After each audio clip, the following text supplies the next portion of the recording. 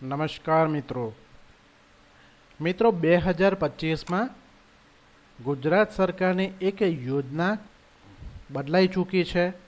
હવે મિત્રો ગુજરાત સરકાર જે વિધવા મહિલાઓ છે એમને 7,500 રૂપિયા આપશે. તો આની અરજી કેવી રીતે કરવાની છે તેનું ફોર્મ ભરીને આપણે બતાવીશું. વિધવા સહાય યોજના હેઠળ સરકાર મહિલાઓને 7,500 રૂપિયા આપે છે. પહેલાં આ જે રકમ છે એ 1,000 રૂપિયા હતી. હવે આ રકમ વધારી દેવામાં આવી છે. ગુજરાત ગંગા સ્વરૂપ પેન્શન યોજના. તો ગુજરાત સરકારે રાજ્યની મહિલાઓને આત્મનિર્ભર બનાવવા માટે ઘણી યોજનાઓ શરૂ કરી છે, જેમાં વિધવા રાહત યોજનાનો પણ સમાવેશ થાય છે. હવે સરકારે યોજનાનું નામ બદલીને ગંગા સ્વરૂપ યોજના કરી દીધું છે, જેના હેઠળ વિધવા મહિલાઓને દર મહિને 1,250 રૂપિયાની સહાય આપવામાં આવશે. અને ગુજરાત સરકારે 2019થી માસિક પેન્શનની જે રકમ 1,000 રૂપિયા આપતા હતા તે વધારીને 1,250 રૂપિયા કરી દીધી છે. જો તમે આનો લાભ લેવા માંગતા હોય તો તેની બધી જ માહિતી નીચે આપેલી છે કે ગુજરાત ગંગા સ્વરૂપ પેન્શન યોજના માટે જે પાત્રતા રાખવામાં આવી છે એ 18થી 60 વર્ષની જે મહિલાઓ છે તેમને આ લાભ મળવાપાત્ર છે. આ યોજનાનો લાભ ફક્ત ગુજરાતની કાયમી રહેવાસી મહિલાઓને જ મળશે. અને જો અરજદાર મહિલા પોતાના મૃત્યુ પછી ફરીથી લગ્ન કરે છે તો તેને આ યોજનાનો લાભ નહીં મળે. જે અરજદાર મહિલાઓને વૃદ્ધાશ્રમ પેન્શનની યોજના જેવી અન્ય કોઈ યોજનાઓનો લાભ પહેલેથી મળી રહ્યો નથી તે અહીંયા અરજી કરી શકે છે. ગુજરાત ગંગા સ્વરૂપ પેન્શન યોજના માટે જે જરૂરી દસ્તાવેજો છે તો આધાર કાર્ડ, ઉંમરનું પ્રમાણપત્ર, આવકનું પ્રમાણપત્ર, પતિના જે મૃત્યુ થયું હોય તેનું પ્રમાણપત્ર, બેંકની પાસબુક, કારણ કે તમારું જે પૈસા આવશે એ ડાયરેક્ટ બેંકમાં આવશે.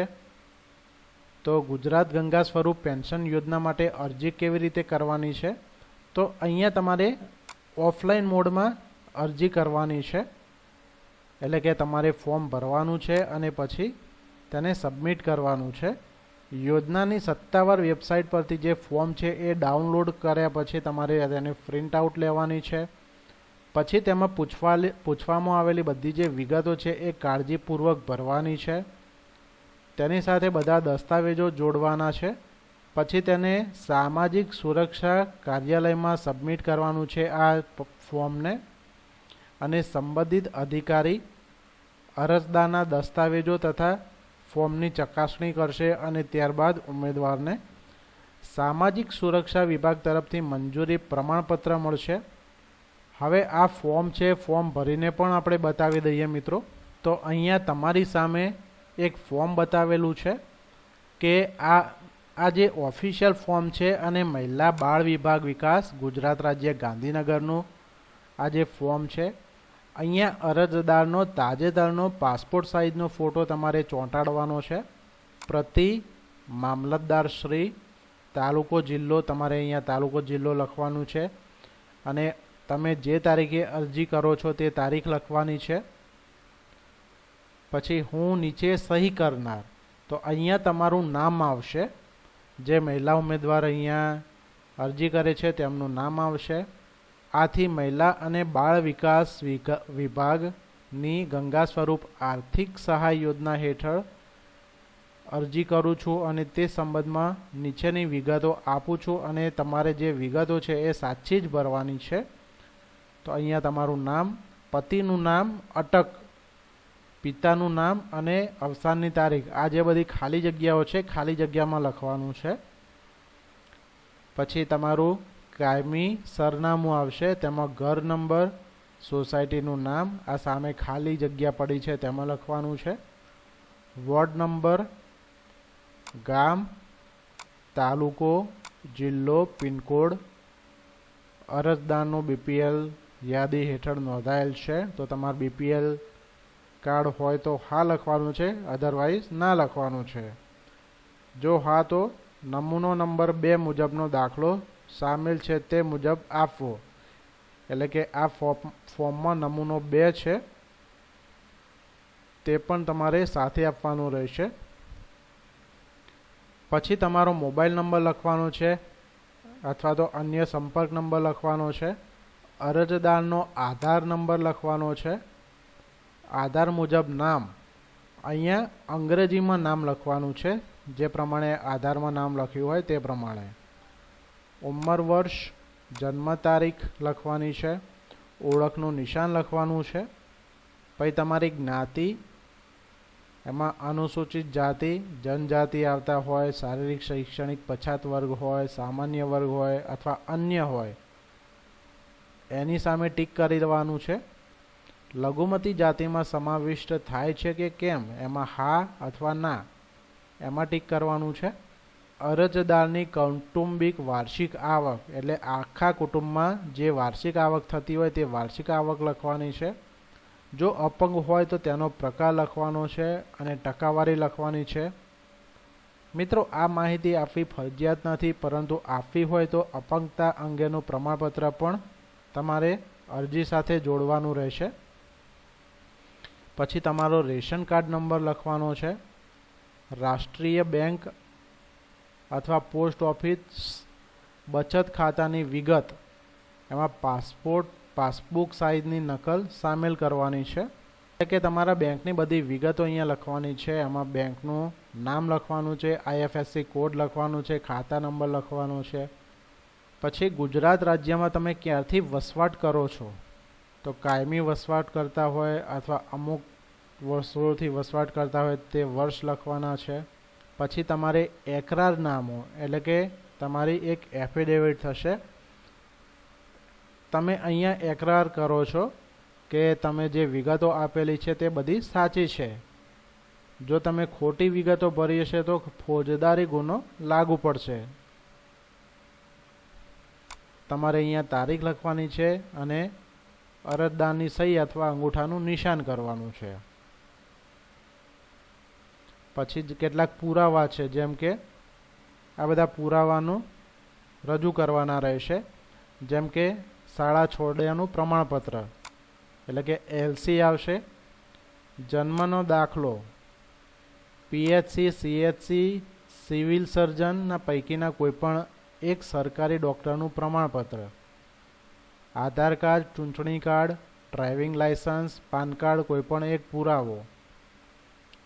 પછી કુટુંબની જે વાર્ષિક આવક હોય એ આવકનું પ્રમાણપત્ર, એ તમે દાખલો ક્યાંથી લાવી શકો છો, તો ચીફ ઓફિસર હોય, મામલતદાર, TDO, તલાટી, કોઈપણ એકનો દાખલો ચાલશે. અરજી સાથે સહાય મંજૂર થયા બાદ જુલાઈ 2022માં અને ત્યારબાદ દર 3 વર્ષે જુલાઈ માસમાં રજૂ કરવાનો રહેશે. એટલે આવકનો દાખલો દર 3 વર્ષે જુલાઈ માસમાં રજૂ કરવાનો રહેશે. પછી રહેઠાણ અંગેનો પુરાવો, એમાં તમારે રેશન કાર્ડ ચાલે, ચૂંટણી કાર્ડ ચાલે, આધાર કાર્ડ ચાલશે, લાઇટ બિલ ચાલશે, ગેસ બિલ ચાલશે, પાણી બિલ, કોઈ પણ એક પુરાવો ચાલશે. પછી વિધવા અને પુનઃલગ્ન અંગેનું પ્રમાણપત્ર. તો નમૂના નંબર 1 મુજબ તમે ચીફ ઓફિસર થ્રુ કઢાયેલું હોય અથવા મામલતદારથી કઢાયેલું હોય, TDO, તલાટી, કોઈ પણ એકનો દાખલો ચાલશે. અરજી સાથે તેમજ સહાય મંજૂર થયા બાદ દર વર્ષે જુલાઈ મહિનામાં રજૂ કરવાનું રહેશે. પછી પતિના અવસાન અંગેનો દાખલો, અરજદારના આધાર કાર્ડની નકલ, બેંક અથવા પોસ્ટ ઓફિસ બચત ખાતાના પાસબુકની નકલ, અરજદારના રેશન કાર્ડની નકલ, BPL સ્કોર અંગેનો દાખલો, એ પણ તમારે ચીફ ઓફિસર, મામલતદાર, TDO, તલાટી, કોઈ પણ એકનો દાખલો ચાલશે. પછી અહીંયા કેટલીક નોંધ આપેલી છે કે ઇન્દિરા ગાંધી રાષ્ટ્રીય વિધવા પેન્શન યોજના અંતર્ગત લાભાર્થી જેમની ઉંમર 40 વર્ષ કે તેથી વધુ હોય તેવી વિધવા સ્ત્રી આ યોજના અંતર્ગત ફોર્મમાં અરજી કરી શકશે. યોજના અંતર્ગત સહાયનો લાભ જે માસમાં અરજી કરેલી હોય તે માસથી મળવાપાત્ર થશે. પછી આ અરજીના નામંજૂરી આદેશ સામે અરજદારને કોઈપણ પ્રકારનો વાંધો હોય, એટલે કે તમે જે અરજી કરી છે તે અરજી મંજૂર નથી થઈ, તો તમે 60 દિવસમાં પ્રાંત અધિકારીશ્રીને અપીલ કરી શકશો. જે વિધવા સહાય મેળવે છે તેમનું મૃત્યુ થાય છે તો સરકારશ્રી તરફથી ગુજરાત સામૂહિક જૂથ અકસ્માત વીમા યોજના અંતર્ગત જે વારસદાર છે તેમને 1 લાખ રૂપિયા મળવાપાત્ર છે. પછી વિધવા અને પુનઃલગ્ન અંગેનું આ પ્રમાણપત્ર છે. પછી આ નમૂના નંબર 2 છે, જે BPL સ્કોર અંગેનો દાખલો, આ લાગુ પડતા અરજદાર માટે. તો આ હતી વિધવા સહાય યોજના અંગેનું ફોર્મ. જો તમારે ફોર્મમાં કોઈ પ્રશ્ન હોય, તમને કોઈ વસ્તુની ખબર ના પડી હોય, તો તમે કમેન્ટ બોક્સમાં લખી શકો છો. અને ચેનલને સબસ્ક્રાઈબ કરી લેજો, જેથી નવી નવી યોજનાઓની માહિતી આ ચેનલ પરથી મળતી રહેશે.